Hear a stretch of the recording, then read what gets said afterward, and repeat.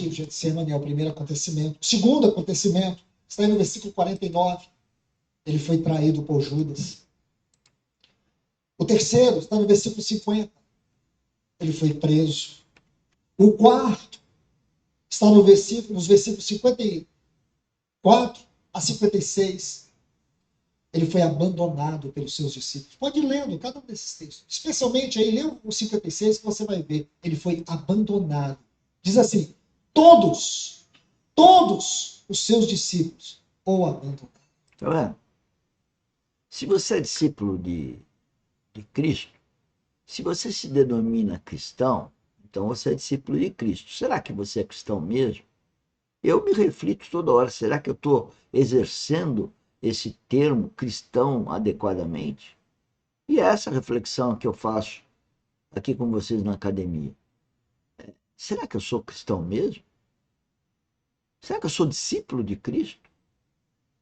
Será que eu sei que os discípulos de Cristo lá, há 2000 anos atrás, rejeitaram-no e eu não estou rejeitando? Eu sou melhor que Pedro? Eu sou melhor que Mateus? Que João? Ou eu também rejeito? Por sinal, João até estava no pé da cruz. Os outros nem isso estavam. Vamos corrigir. Sim.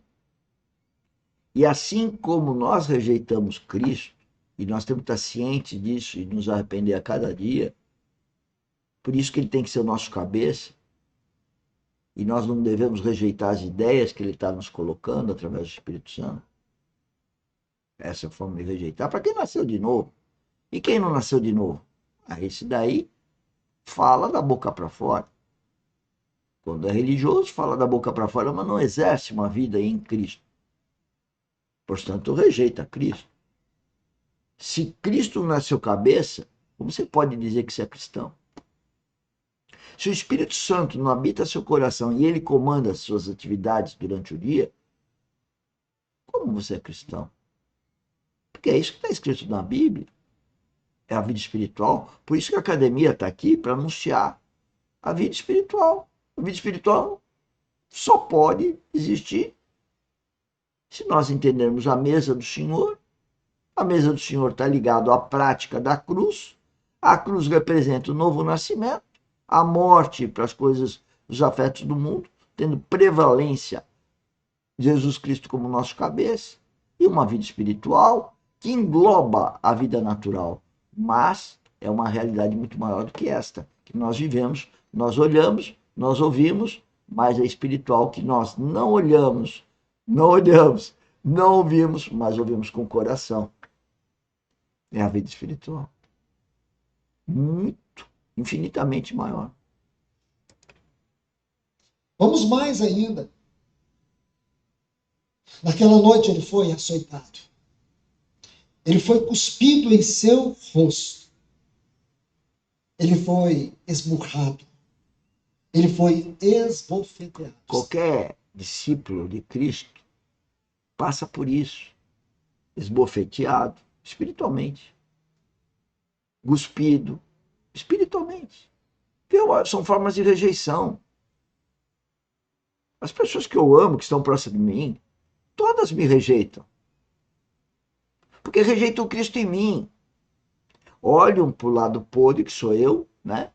O trapo de imundície, e rejeitam, olhando para o trapo, rejeitam o Cristo, porque não querem ver Cristo em mim. E a rejeição não é pelo trapo de imundície que eles não veem, mas eles veem um outro defeito. É assim. O Cristo não fizeram assim com Cristo? Com Paulo, que escreveu metade do Segundo Testamento. Isso, para mim, passa cada dia a ser mais óbvio.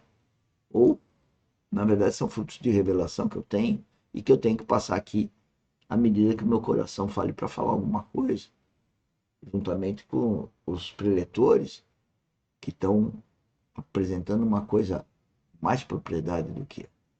Mas são revelações, todas elas são provenientes. A Bíblia viva é uma emanação viva do Espírito Santo. Está aí no versículo 67 e 68. Esse é o quinto. O sexto está nos versículos 69 a 74. Pedro o traiu. Olha lá. Você vai ver que aí os textos, esses versículos que eu acabei de ler, de citar, versículos 69 a 74, diz que Pedro espraguejava quando dizia, não o conheço. Tá vendo? Ele chega a dizer, eu nunca, está aí na sua Bíblia, eu nunca vi esse homem. Aí, ó. Negou. Que dor, irmãos, para o nosso Senhor. O sétimo, naquela noite ele sofreu. Senhores, qualquer um que é filho de Deus tem um desejo, uma necessidade de servir o outro. Como que eu sirvo ao outro? Com os bens que Deus me deu, os talentos que Deus me deu. Aí eu sirvo. E essas pessoas me rejeitam. Não é a minha pessoa, é qualquer cristão verdadeiro. Quem não está sendo rejeitado pelos dons que Deus lhes deu, é porque não é um cristão verdadeiro. Cristão verdadeiro, miramos assim numa linguagem atual aqui, é um xerox de Jesus Cristo, é igual. Pode ser igual, é igual, mas diminui bem menorzinho. Mas bem menor, mas é igual. Imagina um gigante, imagina uma mosquinha, mas é igual. A zombaria dos homens, está aí no versículo 68. Ele sofreu a zombaria daqueles homens. E o oitavo, naquela interminável noite começaria os seus injustos julgamentos. Ele teve 6 julgamentos, ele não abriu a boca. Por que vocês acham que ele não abriu a boca? Por você, por mim? Porque era a missão dele ir para aquela cruz. Quem levou Jesus Cristo para a cruz foi, no fundo, o próprio pai dele. Para exatamente nos salvar. Para nós termos uma vida espiritual. E nós? Nós não entendemos nada. Nós somos um trapo de imundície, espiritualmente falando. Porque nós não temos Jesus Cristo como cabeça, como deveríamos. Alguns nem têm noção do que eu estou falando. Nós não temos a habitação do Espírito Santo, porque nós não abrimos o coração para o Espírito Santo. Nós temos um coração de pedra. Nós temos uma dura cerviz, ou seja, nós não curvamos a cabeça. Nós temos um coração calcificado.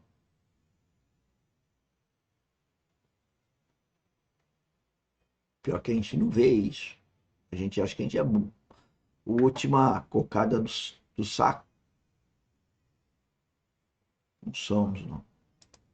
Onde ele foi julgado, onde ele foi sentenciado, ele sai da prisão para a condenação com 6 julgamentos. Ele sai da prisão à condenação em menos de 24 horas. Isso nunca aconteceu dentro de um poder democrático, ou mesmo dentro de uma tirania que fosse respeitada. Nunca aconteceu.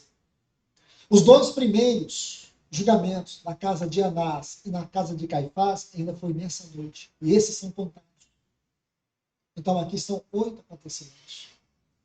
Irmãos, nós passamos rápido por esses acontecimentos.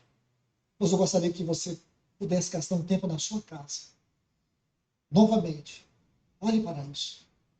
Olhe para isso. Se você quer um motivo, se você tem motivos para reclamar da sua saúde, se você tem motivos para Presta atenção. Pois é, se tem motivo para reclamar de alguma coisa, então ouça. reclamar das lutas que você tem passado, só olhe esses sofrimentos que ele passou, ou todas essas experiências que ele passou por você, por cada um de nós. Irmãos, por isso que Paulo diz, os sofrimentos do tempo presente, lá em Romanos, no capítulo 8, ele vai começar ali a partir do versículo 19. Os sofrimentos do tempo presente não podem ser comparados com a glória que há de ser revelada em nós. Então, aqui você vai ver, versículo 24. Diz, e tendo dado graças, o partiu e disse,